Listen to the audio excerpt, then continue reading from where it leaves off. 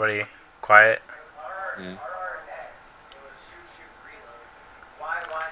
Hello, everybody. Welcome to another week of the Brazilian Jiu-Jitsu Hour. We're a little late today. I was on a little bit of an adventure between Akron and Pittsburgh, but we're here now. Tonight's episode, we got Robbie Malof. He won. Did he win the ADCC in Israel? He won the absolute, and he had a super fight. He won the absolute and the super fight, and I think he won. We're gonna have to ask him. I know he won the absolute, and he had a super fight. I know that for a fact. I don't know if he did any other events, if he did any other match that day, but that's pretty awesome to win the absolute at ADCC. That's pretty badass. That's legit. Let me see. I have a link for you. Hold on, Mike. I'll just paste it in the bottom, and I'll message it to him. So we're gonna announce the winner of the was it the meme contest? No, that's next week. Next week? This week was just the random drawing of everybody that shared the event poster. But you can go ahead and announce that. What am I announcing? Oh yeah, you're the announcer. All right. Well, whatever contest that they were doing, because they discussed it, and I just was here. The winner was, what'd you say, Rob Sullivan? Rob Sullivan is the winner. Rob Sullivan. So, right. Congratulations, Rob. That's Rob. You have won the opportunity to compete for free in Morgantown, West Virginia. And for anyone that doesn't know, that is May 31st. The West Virginia Brazilian Jiu-Jitsu Federation submission-only round robin. That'll be in Morgantown, West Virginia. And this week on our page, we'll have another contest to win another free entry. So everybody that participated or didn't hear about it and wish they could have participated, you get another chance. And the way that you're going to win the chance to compete for free this week is to make Mike laugh. Mike is the king of the jiu-jitsu memes in the area, so whoever comes up with the best jiu-jitsu related meme, it doesn't have to be a jiu-jitsu picture. You can use whatever you want. Whoever makes the best meme gets to compete for free in a weekend day. So get on it. Next Thursday we'll pick a winner. Just post them to our page, and you're entered to win. All right. Did you send me that link, Steven? Yeah, I sent him the link. I spelled his name wrong. So, I put IE and not Y. So, do we just want to bring him in now? Sure. Yeah, let's do that. All right.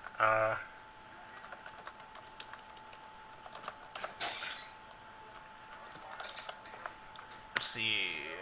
Cool.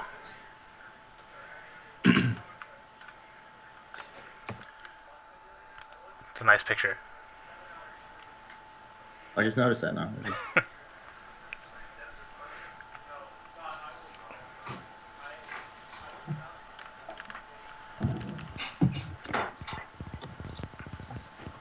Hey, Robbie, welcome to the Brazilian Jiu-Jitsu Hour, buddy. What's going on, guys? Are you close to your mic, or is that the stream going? Can you hear me? We can hear you. It's really low. Okay, let me see if I can hear you.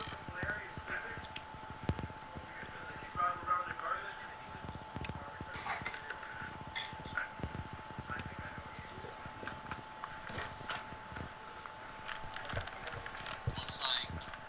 Okay. Can you hear me better, louder? I mean, we can hear you. Just speak up a little bit. My computer a little closer. Okay. Is that better? Yeah. Robbie, we got a bunch of questions we want to ask you. We want to ask you about your new gym that you recently opened up, about the ADCC in Israel. You know what? Give the viewers a little about your background, how you got into jiu-jitsu. You know, just a little bit about your background. Oh, you know what? Hold on 1 second. I think I figured out something back. Okay. That's better. Alright. Great. Okay, yeah, so where were we? You asked me how I got started. I got started back in 2006. I started wrestling when I was in 8th grade, and when I wrestled, I wasn't really enjoying it. You know, I had just kind of started watching the UFC, and when I got into the UFC, you know, I saw the ultimate Hoist Gracie that was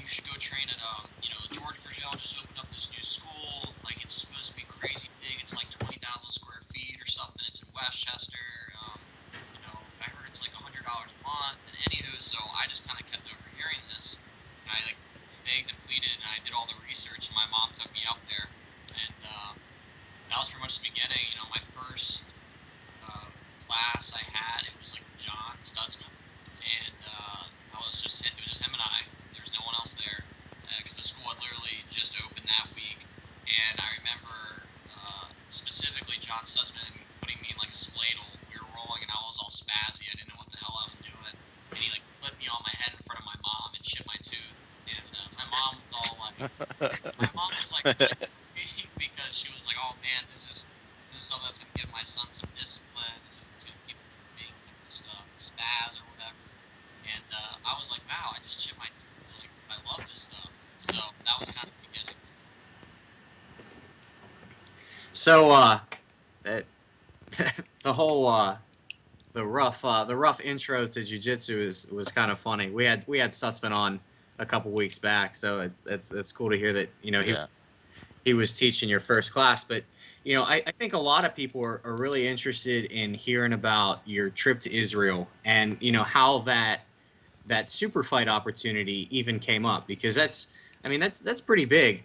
Not everybody just goes to Israel to compete. So, I mean, would you talk a little bit about, the trip to Israel, how it even came up, and, just the ADCC Israel tournament itself?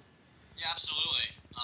So yeah, to start, I just got done doing the Chicago Open, and I'm really bad with dates. You guys probably know when the ADCC Israel was. I can't even remember. Everything's such a blur at this point in my life. I'm like one day I'm in California, then I'm in Chicago, then I'm in Israel, then I'm in Cincinnati. It's like I don't even know what's happening in my life anymore. But it's all good stuff. But anywho, I got back from Chicago. Before I left for Chicago, I had done some research, and I saw that ADCC.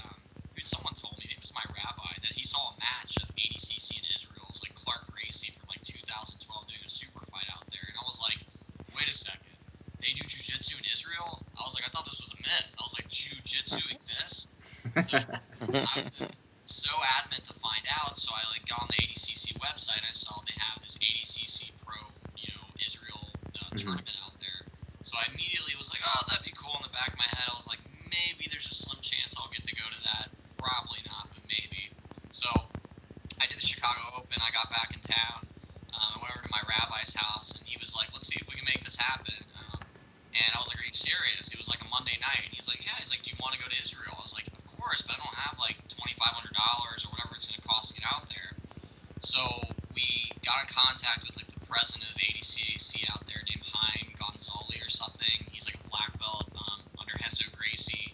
And he was like, one of the original jiu-jitsu ambassadors, and pretty much we told him the situation. We said, hey, I would be potentially interested in going to Israel to compete in your tournament. Obviously, if I come out to your tournament, I'd like to get the most out of it, so I could have a super fight. Could I do as much as I could? And he said, yeah, if you make it all the way out here, we'll be more than happy. We'll give you a super fight. We will, you can do the regular absolute division. You can do the regular, 76.9 kilogram division. You can do whatever you want. So it seemed like a pretty good deal. The communication barrier kind of sucked. We didn't communicate as well as I wanted, which is kind of leading me up to some issues right now.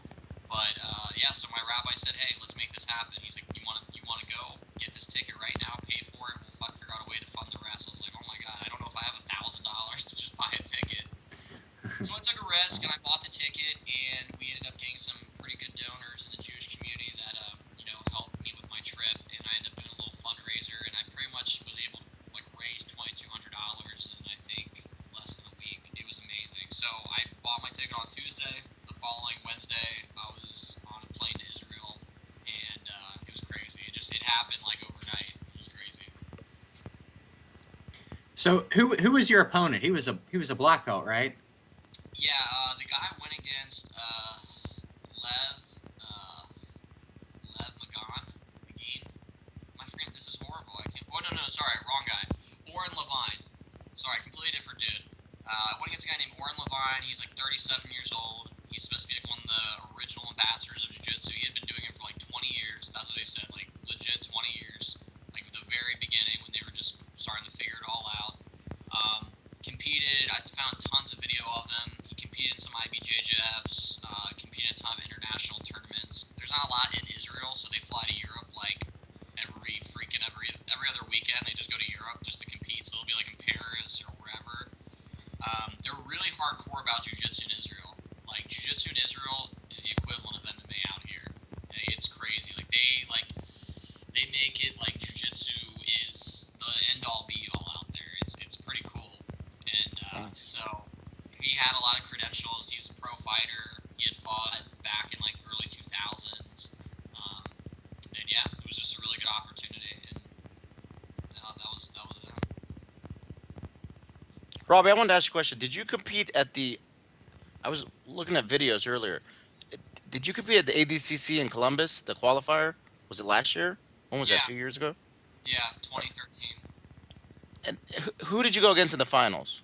It wasn't the finals. It was the Was semifinals. I had semifinal?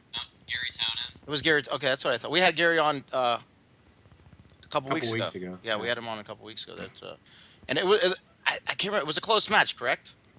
Yeah, it was a really close match. Man, that's one of those matches that bothers me to death because not like Gary didn't like even get in my head really. Like I had seen him on the BJJ Kumite with the Lloyd Irvin stuff, so I knew he was good.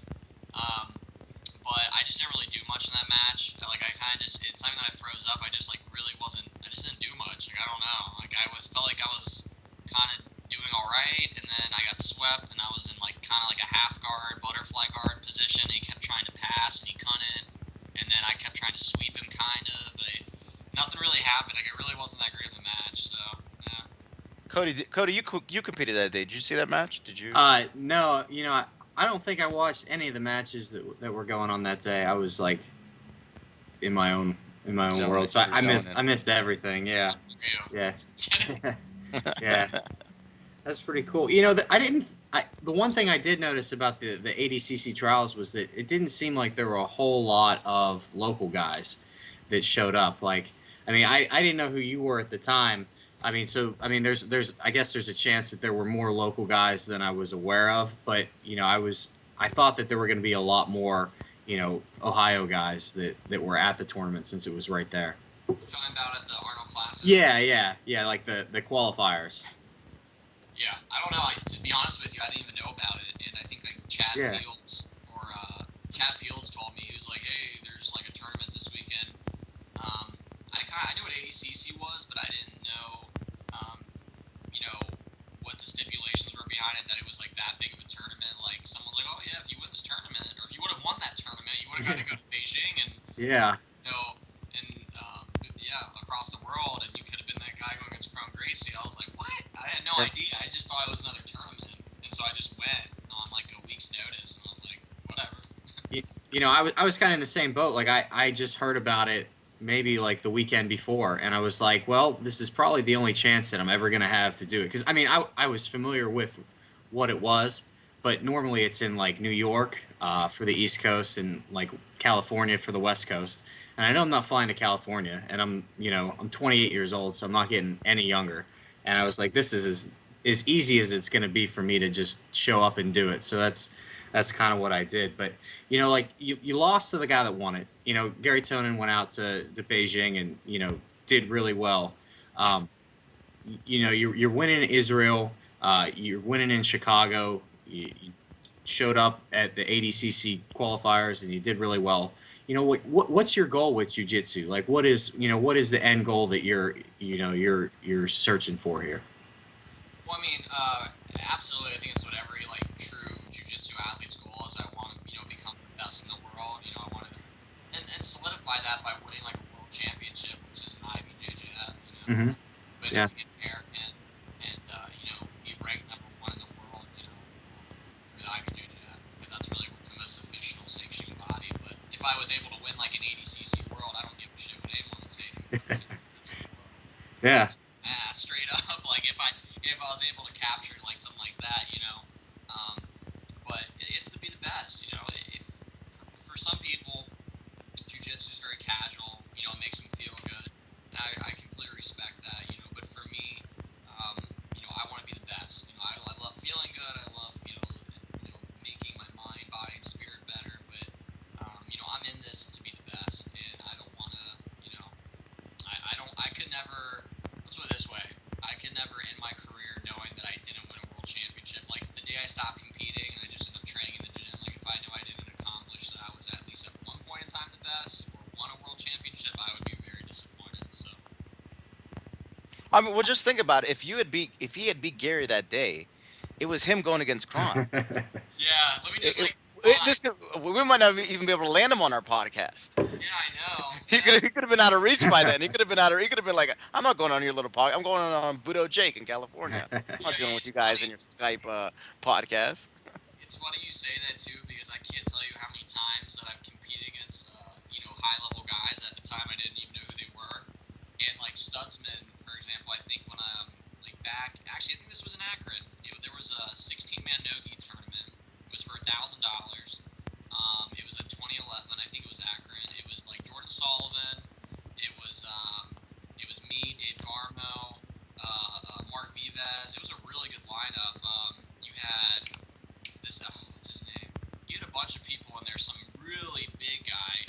recall. I remember that. Yeah, he like played professional football. The big guy. Yeah. Yeah. So I like came into it last minute. I replaced Dustin Hazlett. If you guys remember Dustin Yeah. Hazlett, was like an excellent grappler and fighter. Anywho, I ended up winning my first match. Then I beat David Garmo. I hate David Garmo. No, I'm just kidding. I don't like him. Hopefully he's not listening. Well, if he is, now he does. I don't like him. But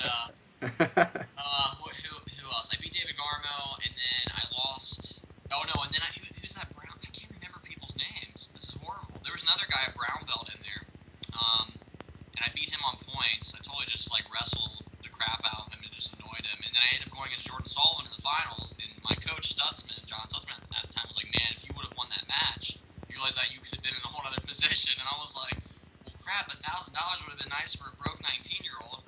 And yeah, so there's been a lot of opportunities where I've competed against really high-level guys, and I just didn't know who they were, and yeah, it happens. You think it helps to not know who they are, like going in? Like, I mean, a lot of people like research. You talked about researching your ADCC opponent. Psych yourself out. Yeah. I mean, do you think it's beneficial to not know anything about them, so you just kind of like go in and play your game and not worry about what they're gonna do? I mean, yeah. I mean, to be honest, it's like when I very first started jiu-jitsu, I really did it more for MMA, so I didn't really like follow hardcore into the jiu-jitsu scene. And to be honest, until probably about a year and a half, 2 years ago, when I joined GF Team with like Vitor and everybody, I didn't really like embrace jiu-jitsu to the fullest. Like I think I more like again, I did it more for MMA purposes, and then when I was with Vitor, I really got like a hardcore jiu-jitsu vibe. Like they took it extremely serious, and yeah. Long story short, I take it very serious. So yeah, I don't think it really makes a difference or not a difference. I like knowing who I'm going against. Always study tape. So Now, you mentioned the MMA thing and how jiu-jitsu was kind of just for MMA when you started. You're 6-0, right, as an amateur. Or do you have any plans to continue fighting MMA, or is it just jiu-jitsu from now on?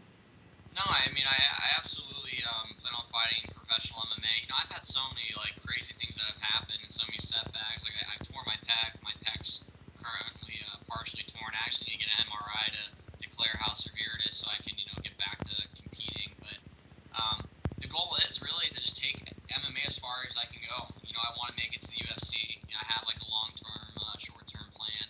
And jiu-jitsu, same thing. Like I plan on doing jiu-jitsu for the rest of my life. As for MMA, we'll see. MMA you can't fight forever, so I'd like to take my career as far as I could. But I'll do jiu-jitsu forever. I know I will. Robbie, I want to ask you about the Cincinnati. Is that where your new gym's at now? Cincinnati? Yeah, it's actually in downtown Cincinnati.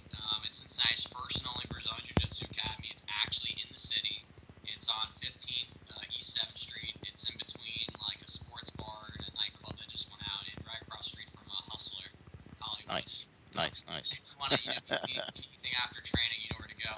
But we're also, we're connected with Snap Fitness. My partner owns Snap Fitness. So on the first floor you have Snap Fitness. The second floor you have our little jiu-jitsu area, and then we also have like a back room we're building out, and we're virtually taking over this entire second floor and building it out to like the ultimate training center. So I ask a lot of people. Like I ask people like when we interview people from Cleveland and from wherever they're at. What's the jiu-jitsu scene in Cincinnati like? What is the is there a lot of people training? Are there a lot of schools? Is there a lot of rivalries? What's it like there? It's a delicate question, so answer it however you want to. No, of course, and I like it. I want you guys to ask me whatever you want, because I pride myself on being true and keeping it real like 24/7. So I'll tell you guys as much as I can. But so really, what I look at is in the actual jiu-jitsu academies in Cincinnati. You have Georgia School, you have Jim Kelly's school, then you have my school that just came out. So I'd say 3 right there. Vision, MMA, not really. I love Vision too, but they have a black belt teaching at their academy, but they don't do like gi classes every day, and they don't really do no-gi. It's more like MMA no-gi, and they do like maybe 1 gi class a week. So I can't really consider them like a jiu-jitsu academy. And then there's Reed Academy, which is like under the Machados. So I would consider them maybe too, but really it's me, George, and Jim's school that are like the top dogs. And I would honestly consider Jim's school like the most professional academy I've ever who's Jim's school under? Who's his affiliation? Pedro Sauer. Pedro Sauer. And they're great people. To be honest, I was gonna join their academy when I left Georgia's right away, but it was just it was too costly. And they're worth it, but I just didn't have the money. And I really like those guys over there. I have a really good relationship with all of them, so they're great people. So what do you think is gonna happen at your gym that's gonna stick out? What do you think is gonna? Because everyone that opens a gym, they always have something in their head that thinks that'll make their gym stick out than from the competition, from everyone else. What's your thing? Absolutely. Well, I think the biggest niche I have is I have a great following in Cincinnati. I really pride myself on, like I said, my social media stuff, my self-promoting, and I probably get some backlash. Well, I know I get plenty of backlash. People think I'm like super arrogant or cocky, but to be honest with you, it's just gonna put me in a better place. A lot of other people are still just like slumming around, not doing anything with their lives, so just haters. But I think I have a good following. I think people know that I'm legit and I'm the real deal, and I've trained with just about everybody who's supposed to be, a high-level jiu-jitsu guy in Cincinnati, and they all know where I stand. They know what my level's at. So I think when people word of mouth would be like, who's the best in Cincinnati, I would hope that our name would get brought up. As for an actual academy, our place is unique. Like, you're never gonna walk into a jiu-jitsu academy, at least on the east or the Midwest, that's gonna look like our school. Like, we have the IBJJF colors, yellow and blue throughout the whole gym. It's bright. It stands out. It's got a contemporary look to it. I'm doing stuff that people aren't doing yet. I mean, I have like a TV on my wall. It's gonna be streaming. Jiu-jitsu matches all day, like the West Coast. I've been to Cabrini School. I've been to all these other academies, and I feel like I'm gonna have this like West Coast kind of vibe when you walk into our gym. Nice. I hope my credentials honestly will just speak for themselves, and people will see what kind of teacher I am, and they'll just want to train with me. What tournaments do you have lined up? What tournaments are you looking at for this year? What do you plan on doing? What are the goals for this year?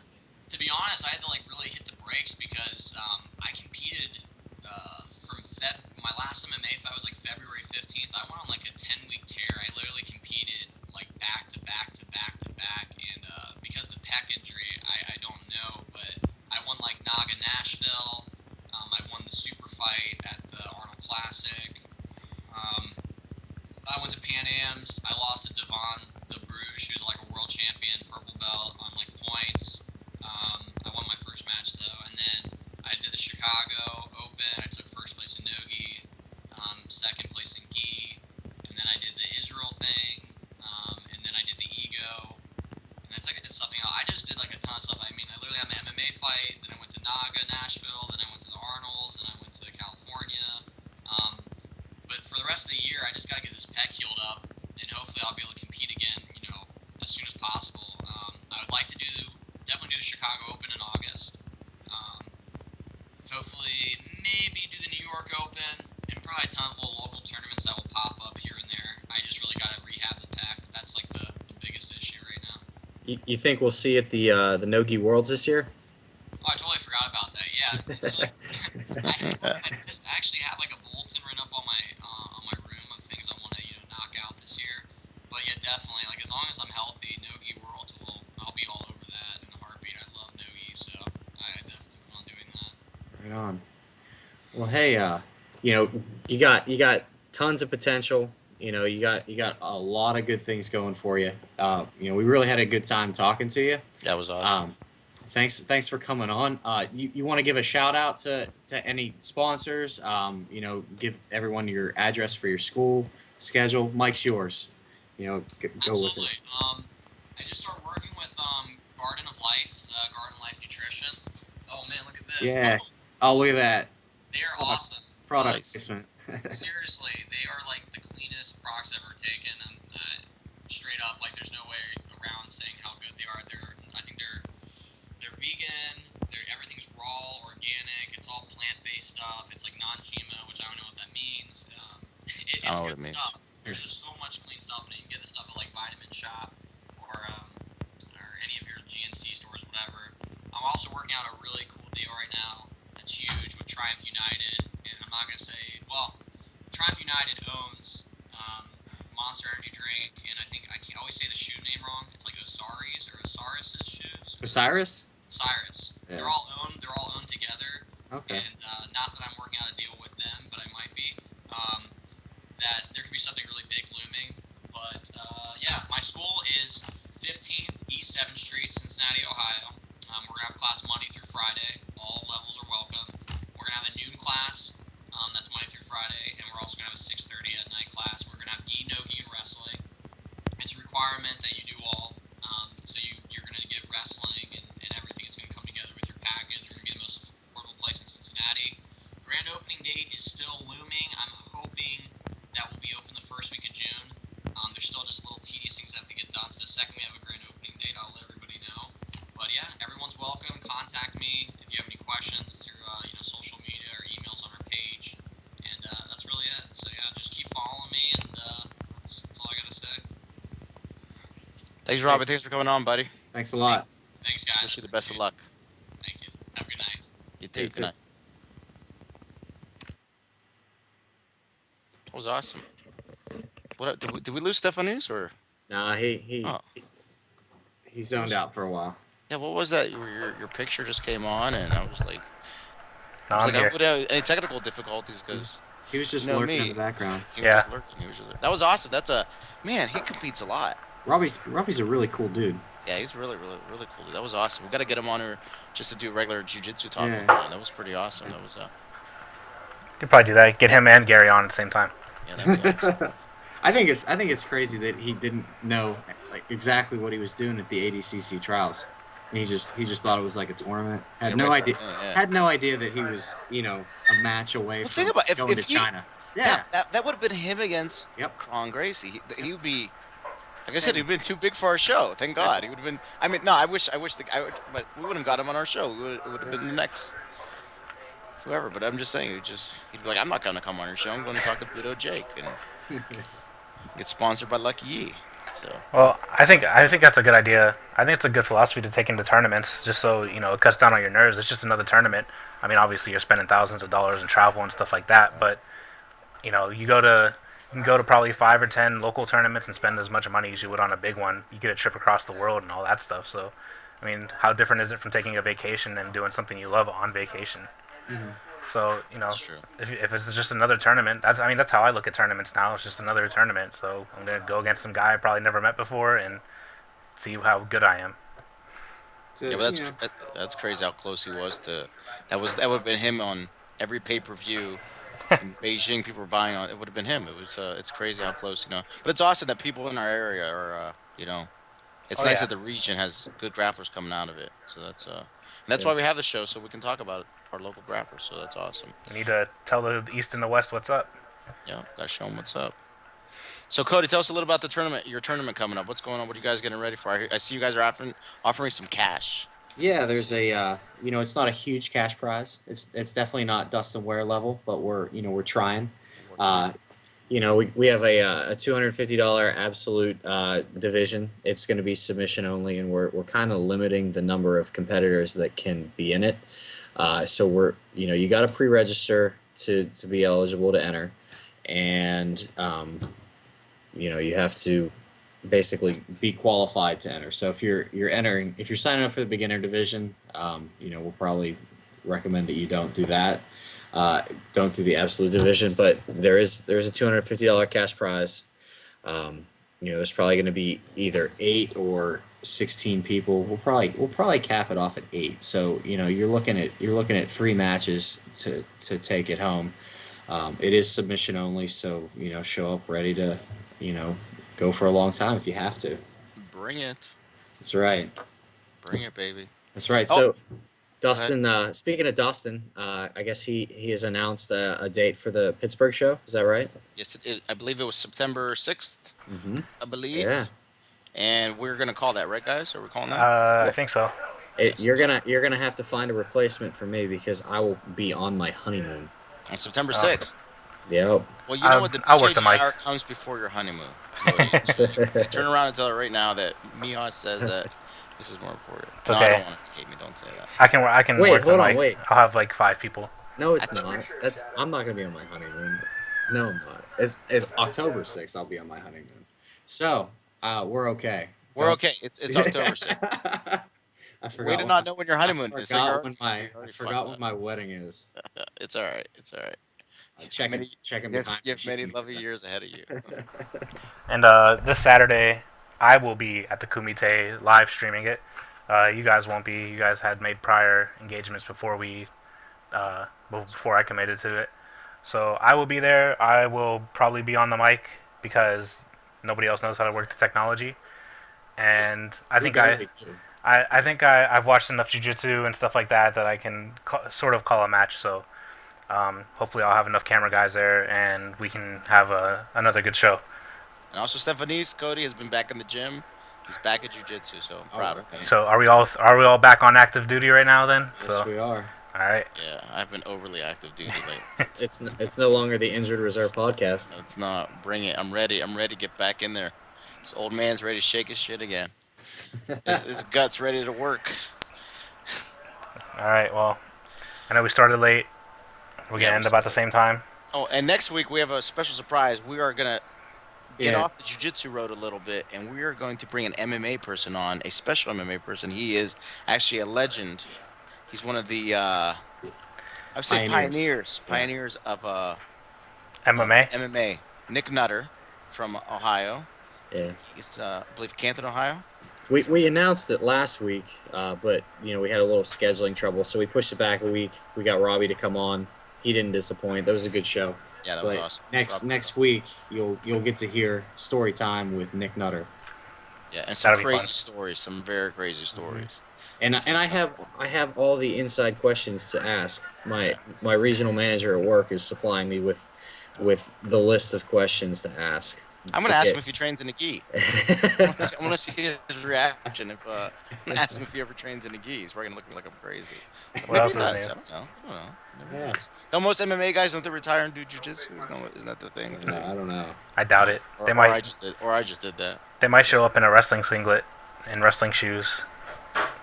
Not before grappling tournaments. All right, guys. All right. Before your wife kills you, right? It's before my wife kills me. Before she tells me. Sorry, it's a little short this week, guys. So we'll I will see some of you guys Saturday, and we will see you guys next Thursday, hopefully on time. So everybody, have a good night, have a good week. Deuces. Peace.